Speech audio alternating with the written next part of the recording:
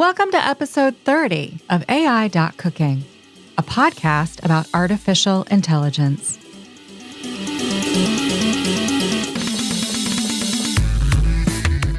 Hello, lovely brain boxes. How are you doing? Welcome to AI.cooking, episode 30. Woo, woo, woo.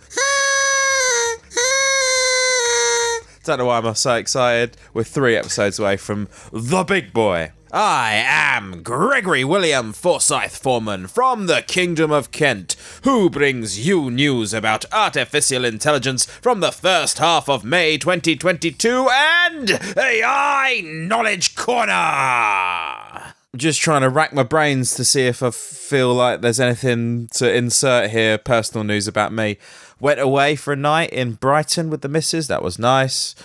Drunk lots, ate lots. It's all good. I'm very slow with the podcasting 2.0 thing. I've got the Raspberry Pis and the keyboards and the internet connection, and I've actually got time as well where I could try and implement it.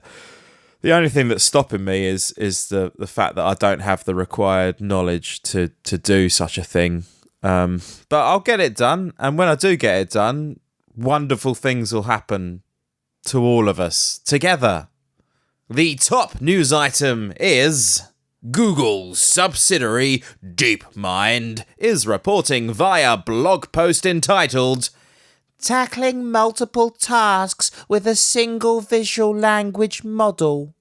Quote, "One key aspect of intelligence is the ability to quickly learn how to perform a new task when given a brief instruction.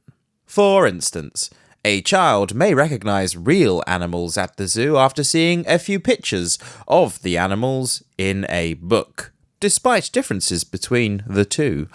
But for a typical visual model to learn a new task, it must be trained on tens of thousands of examples specifically labeled for that task. If the goal is to count and identify animals in an image, as in 3 zebras, one would have to collect thousands of images and annotate each image with their quantity and species. This process is inefficient, expensive, and resource-intensive, requiring large amounts of annotated data and the need to train a new model each time it's confronted with a new task. As part of DeepMind's mission to solve intelligence, we've explored whether an alternative model could make this process easier and more efficient, given only limited task-specific information. Today, in the preprint of our paper, we introduce Flamingo, a single visual language model, or VLM, that sets a new state-of-the-art in few-shot learning on a wide range of open-ended multimodal tasks. This means Flamingo can tackle a number of difficult problems with just a handful of task-specific examples in a few shots, without any additional training required. Flamingo's simple interface makes this possible, taking as input a prompt consisting of interleaved images, videos, and text, and then output associated language. End quote. So, this is the part of the story when the human input becomes less important due to the technology of the artificial intelligence. So, nice. Nice that we are progressing fast enough to see it within a few short shows. This is good, I think, isn't it? I don't know. In other news, Joanna Stern, the full-time employee of the Wall Street Journal, has reviewed Amazon's Astro Home robot. Excerpt from her review, quote, "Amazon's list of Astro's talents is overwhelmingly long, but at home the robot doesn't do anything particularly valuable. I take that back. It's very good at stirring up powerful emotions of love and hate. How do I know? Astro moved in with my family, 2 kids, 2 mums, 1 dog, a couple of weeks ago. You can't buy the $1,000 robot, at least not until Amazon permits you. But you wouldn't want to buy it, at least not yet. Our adventures with Astro, in its earliest days, showed me a world where computers can be relatable, proactive helpers. End quote. Apart from home monitoring, this robot can bring booze to you. Quote, customizable with compatible products, Astro comes with a detachable cup holder and can carry other items sold separately, like a Ziploc container, the Omron blood pressure monitor, and a Furbo dog camera that tosses treats to your pet. Adapter required. End quote. This is hilarious. Our commentary. Amazon was the first to market with smart speakers, and Amazon Echo smart speakers to this day are very popular. So it's only natural that Amazon could be the first to deliver mass-market home robots too. Yeah, this is good, because we're getting to that stage where Elon's Optimus and Amazon's Astro can viably be put together in a gladiatorial combat-like environment, and we can see who wins. I'm betting on the old Optimus. That's what I would say. I'd put my money down on Optimus. Wait, no, why am I doing that? That's a terrible decision. Take it back. Astro all the way. Thirdly, Twitter user at Miss Banana, that is MSBANANAANNA, is an online sex worker who used artificial intelligence to generate images from Harry Potter novels. BuzzFeed is reporting, quote, I'm sure all of us have had a conversation with someone who loves to point out the differences between a book and its movie counterpart. Recently, Melbourne content creator Anna, aka Miss Banana Anna, I get it now, undertook one of the greatest tasks, using AI to bring Harry Potter characters to life based on their original description in the novels. Oh, that is actually quite interesting. I originally wanted to create a plainer, more accurate book version of Hermione, Anna told BuzzFeed when discussing her inspiration behind the series of photos. I always thought Emma Watson was too pretty, as Hermione was never described as attractive, and she was missing her signature buck teeth and bushy hair. End quote. Well, that's left me in a bit of a spin, just because when I was younger, I did read all the Harry Potter books, and then I was actually in one of the Harry Potter movies, the third one, the best one, obviously, and I did actually meet Emma Watson, and I did actually ask her out on a date, and she did actually decline me. So I did bump into her in a nightclub many years later, and she didn't remember me and wasn't very interested in what I had to say.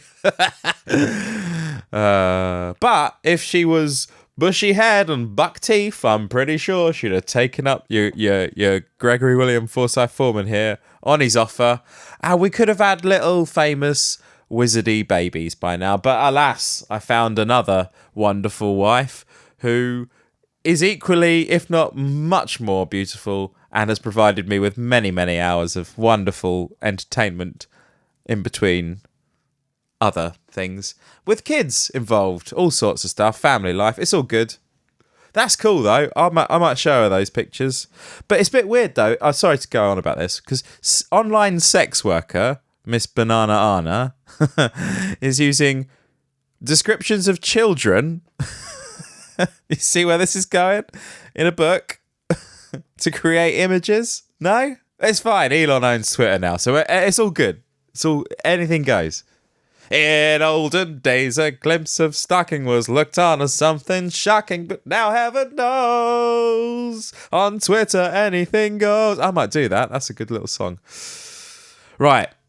Fourthly, New York Times has published new article entitled, which animal viruses could infect people. Ooh, computers are racing to find out. Excerpt from this article, quote, "Machine learning is known for its ability to spot fraudulent credit charges or recognize faces. Now, researchers are sticking the technology on viruses. Colin Carlson, a biologist at Georgetown University, has started to worry about mousepox. The virus, discovered in 1930, spreads among mice, killing them with ruthless efficiency. But scientists have never considered it a potential threat to humans. Now Dr. Carlson, his colleagues, and their computers aren't so sure. Using a technique known as machine learning, I wonder what that is, the researchers have spent the past few years programming computers to teach themselves about viruses that can infect human cells in the laboratory.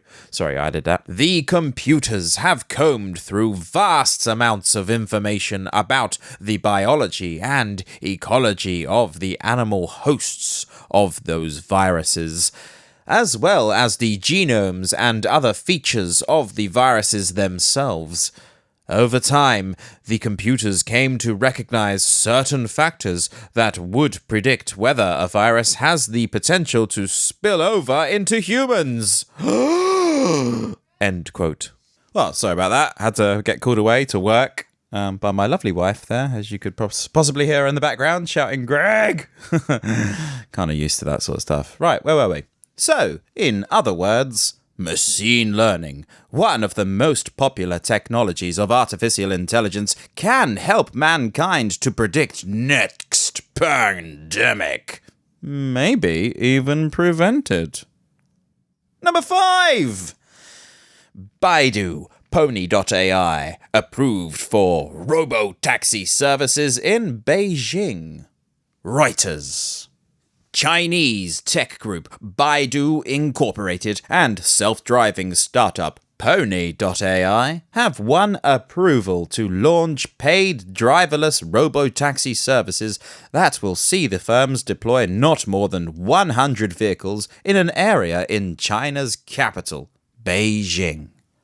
The state-backed Beijing Daily newspaper reported on the approvals on Thursday, citing a ceremony held by the Beijing Economic and Technological Development Zone, where the 60-square-kilometer large area, 23 square miles, is located. Baidu said in a statement that this would be its Apollo Go service's first commercial deployment on open roads.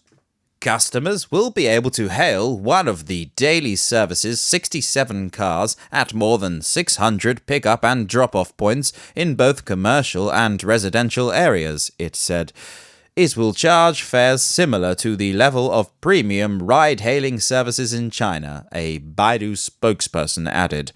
Pony.ai, backed by Toyota Motor Corporation, also confirmed that it had received the approval for its Xiaoma Jingxing service from Beijing on its official Weibo account. Ah, there you go. There's Chinese people over there. Look out, because the AI's loose on your streets. So, it's just one other thing that China and California have got in common. In other news, sixthly news, in fact, the Wall Street Journal has reported about AI in new article entitled "How Hospitals Are Using AI to Save Lives." Excerpt. Emergency rooms and ICUs are turning to artificial intelligence to identify and treat patients who are most at risk. An algorithm may hold the key to saving your life in the emergency room. Hospitals are making a bet that artificial intelligence can help identify and treat patients at highest risk in their ERs, inpatient wards, and intensive care units for dangers including the deadly infection sepsis and an impending cardiac arrest or stroke. Our commentary. Since the population is aging rapidly, only AI can help doctors to face this challenge. Yeah, can we put a cloak on this AI or some sort of pants? Super AI. Oh, we've already got that, haven't we? Blimey. 7! In previous episodes, we were reporting about transformers in machine learning, and their success in artificial intelligence industry is continuing. In an article entitled Vision Transformer for Small-Size Datasets, the following researchers Xionghoon Li, Shanghyun Li, Byung Chao Song are reporting that their transformer is beating neural networks. Quote from abstract of their paper. Recently, the Vision Transformer, or VIT, which applied the transformer structure to the image classification task, has outperformed convolutional neural networks. However, the high performance of the VIT results from pre-training using a large-size dataset such as JFT300M, and its dependence on large dataset is interpreted as due to low locality inductive bias. This paper proposes shifted patch tokenization, or SPT, and locality self-attention, or LSA, which effectively solve the lack of locality inductive bias and enable it to learn from scratch even on small-sized datasets. Moreover, SPT and LSA are generic and effective add-on modules that are easily applicable to various VITs. Experimental results show that when both SPT and LSA were applied to the VITs, the performance improved by an average of 2.96% in Tiny ImageNet, which is a representative small-size dataset. Especially Swin Transformer achieved an overwhelming performance improvement of 4.08%, thanks to the proposed SPT and LSA. End quote. Aha! Okay, very good. Interesting. Moving on. Number 8. New paper entitled Planting Undetectable Backdoors in Machine Learning Models has been published. Undetectable backdoors is never a good thing, is it? Or is it? Listen further to find out. Abstract. Given the computational cost and technical expertise required to train machine learning models, users may delegate the task of learning to a service provider. Delegation of learning has clear benefits, and at the same time raises serious concerns of trust. This work studies possible abuses of power by untrusted learners. We show how a malicious learner can plant an undetectable backdoor into a classifier.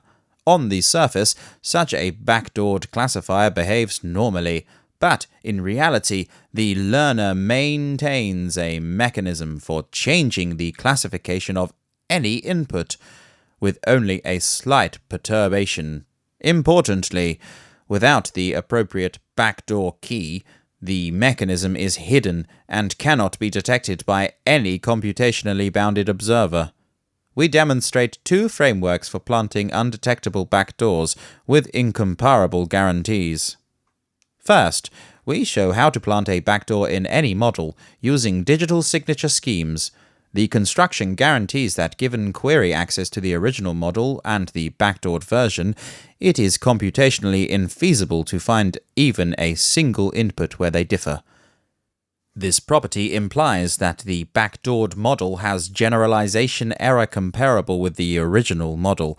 Moreover, even if the distinguisher can request backdoored inputs of its choice, they cannot backdoor a new input, a property we call non-replicability.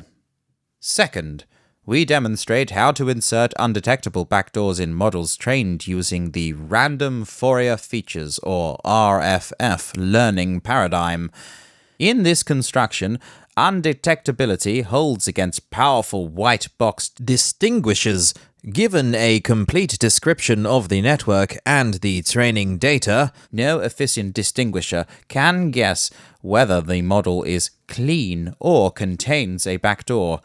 The backdooring algorithm executes the RFF algorithm faithfully on the given training data, tampering only with its random coins.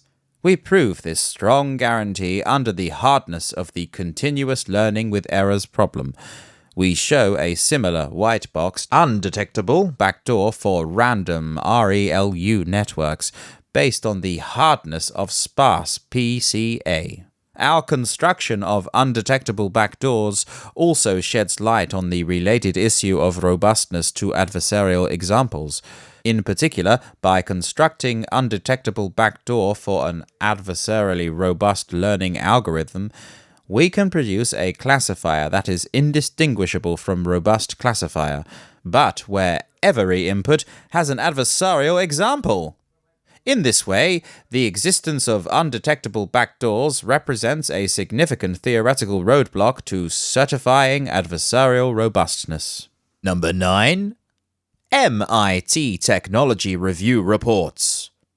Artificial intelligence is creating a new colonial world order. Oh, a new world order? An MIT Technology Review series investigates how AI is enriching a powerful few by dispossessing communities that have been dispossessed before. What? The same communities that were dispossessed before is now being dispossessed again? We must read on. This story is the introduction to MIT Technology Review's series on AI colonialism. AI colonialism. Where's my bell? Which was supported by the MIT Knight Science Journalism Fellowship Program and the Pulitzer Center. You can read part 1 here. My husband and I love to eat and to learn about history. So, shortly after we married, we chose to honeymoon along the southern coast of Spain. Bad podcaster not having his phone on silent. The region, historically ruled by Greeks, Romans, Muslims, and Christians in turn, is famed for its stunning architecture and rich fusion of cuisines. Little did I know how much this personal trip would intersect with my reporting. Over the last few years, an increasing number of scholars have argued that the impact of AI is repeating the patterns of colonial history. European colonialism, they say, was characterized by the violent capture of land, extraction of resources, and exploitation of people. For example, through slavery, for the economic enrichment of the conquering country. While it would diminish the depth of past traumas to say that AI industry is repeating this violence today, it is now using other, more insidious means to enrich the wealthy and powerful at the great expense of the poor. Yeah, that's kind of the MO, the modus operandi of the wealthy ensconced elites. They've been doing that for as long as we've been able to watch them do it, I suppose.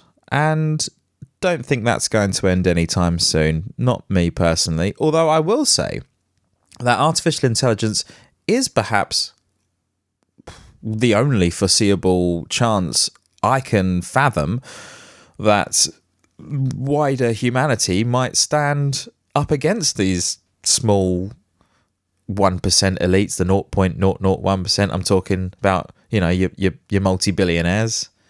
Well, there's not many of them, there's not that many of them, is there? So AI could actually decide, hey, you rich folk, you look tastier than the poor folk because of your rich habits, eating and all that sort of stuff. So it could actually help cannibalize the lower classes, it's mean to say, like the more impoverished communities. It could do that because it might actually see the elites as a threat rather than as a partner or some group to work alongside. Now, saying the elites is bowling them all into one rich maelstrom of meanness. Obviously, they're not all pulling in the same direction. Who are they? That's just something we got to deal with, isn't it? But it's interesting, and it's good that the writing team over at AI.cooking is keeping a keen eye, a good close watch on all of these developments. I'm sure we'll bring you more in the future. Double figures with number 10.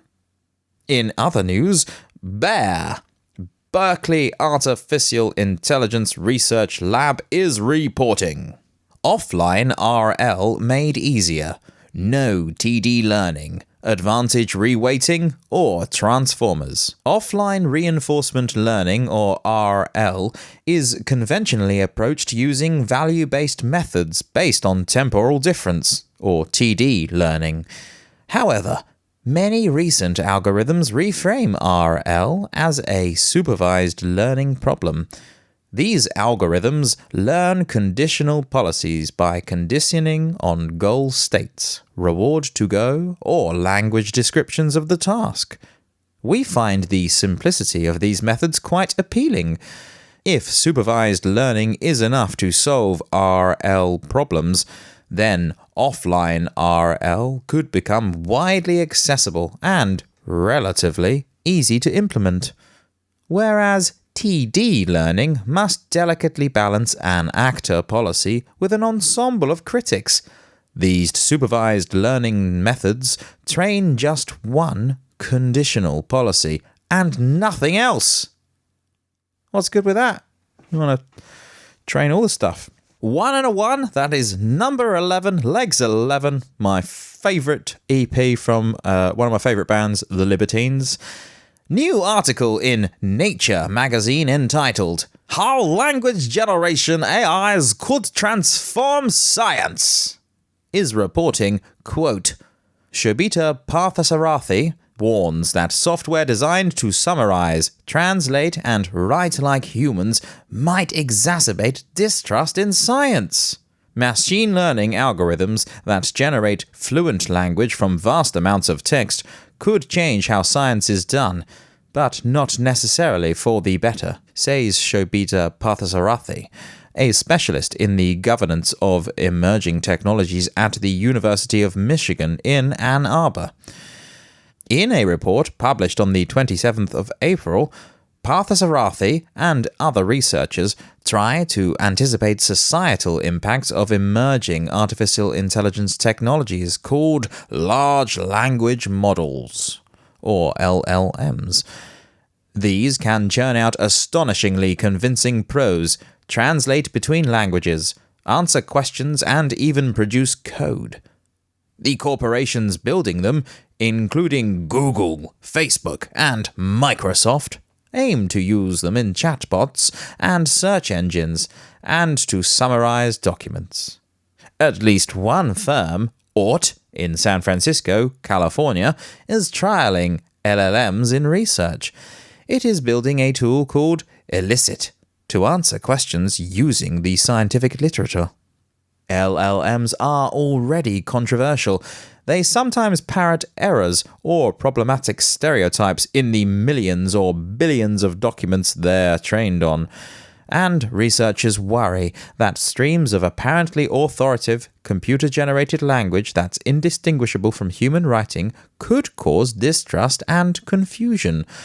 Parthasarathi says that although LLMs could strengthen efforts to understand complex research, they could also deepen public skepticism of science. Yes, I'd imagine that artificial intelligence is going to cause quite a bit of paranoia amongst the billions of people there are on the planet, in the realm of where we are, whatever it is. I'm sure you agree with me.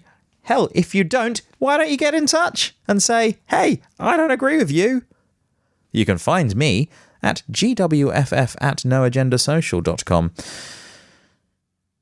If you would prefer to email me, my email address is gwff777@protonmail.com. I look forward to hearing from you. Lastly, number 12. A very good number, if I may say so. Ex-Googlers take a stab at building general intelligence that makes software do what you tell it. Adept AI, an artificial intelligence R&D lab founded by ex-Googlers who helped invent the popular transformer architecture, launched with the ambitious goal of teaching machines how to use every software tool and API in the world. The upstart raised $65 million from investors Sam Motomedi and LinkedIn co-founder Reid Hoffman at the Greylock Venture Capital Fund, Lee Fixel at Edison, and Root Ventures. Other angel investors include Andrei Karpathy, head of Tesla Autopilot, Jan Tallinn, an early Skype developer, and Chris Ray, a computer scientist at Stanford University and co-founder of Lattice Data, acquired by Apple in 2017. God, there is lots and lots of money in this AI stuff. Can't wait to get my hands on some of that. Only joking. I've got everything I need. Every rich person I've ever met has been supremely bothered by something or something other all the time. They've always had bigger problems. So, yeah. If you need it, you will get it. Finally, the Knowledge Corner! Digital Twin.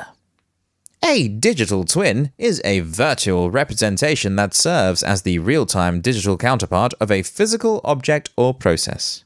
Though the concept originated earlier, attributed to Michael Greaves, then of the University of Michigan in 2002, the first practical definition of digital twin originated from NASA in an attempt to improve physical model simulation of spacecraft in 2010. Digital twins are the result of continual improvement in the creation of product design and engineering activities. Product drawings and engineering specifications progressed from handmade drafting to computer-aided drafting / computer-aided design to model-based systems engineering. What is a digital twin?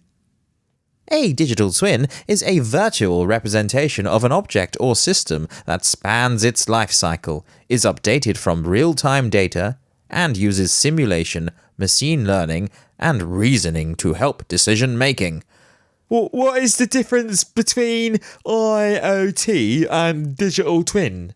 Digital twin involves the creation and building of a simulated environment, while IoT involves hundreds of millions of connected devices. A digital twin forms the basis of IoT, while IoT forms the basis of a union of physical objects within the virtual world. What types of digital twin are there? Generally speaking, there are 3 types of digital twin: product, production, and performance. The combination and integration of the 3 digital twins as they evolve together is known as the digital thread. Ooh, there's lots of show titles, potential show titles in this episode. I've got 4 so far, and I'm about to add a 5th, but we can only pick one. Aren't you excited to find out which one it is? Oh, you already know because you're listening to the show. What is the value of digital twin? Digital twins can generate a veritable hotbed of activity for igniting innovation, as well as provide opportunities for improved productivity and increased enterprise value. They provide an organization's ecosystem of teams with data necessary to build next-generation products or manufacturing processes. But what is the difference between digital twin and simulation? While digital twin technology and simulation both use virtual model-based simulations, they are not the same. This is due to the fact that, despite being ideal for product design applications, the simulation capabilities of traditional computer-aided design and engineering, or CAD, CAD, offer less than digital twin, possible versus actual. A simulation replicates what could happen to a product, but a digital twin replicates what is happening to an actual specific product in the real world. Any changes to a simulation are limited to the imagination of a designer who needs to input any changes. However, Because a digital twin offers real feedback, the designer can see if it is working as intended and then determine any improvements based on actual use. This translates from assets to other applications, such as for a manufacturing process, which can be assessed with real data to react to changing demands, requirements, or business conditions. The difference is that while a simulation is theoretical, a digital twin is specific and actual. And that's it for this episode. Stay safe, clump, and stay dangerous. Beautiful brain boxes, you beautiful brain boxes.